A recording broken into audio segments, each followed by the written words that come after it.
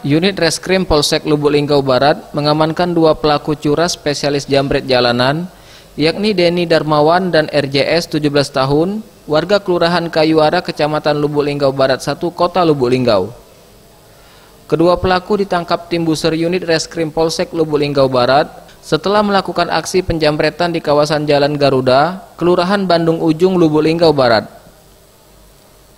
di mana korbannya seorang wanita bernama Mutiara, warga Kelurahan Karya Bakti, yang mengalami penjambretan secara spontan berteriak minta tolong hingga mengundang warga sekitar untuk menangkap pelaku.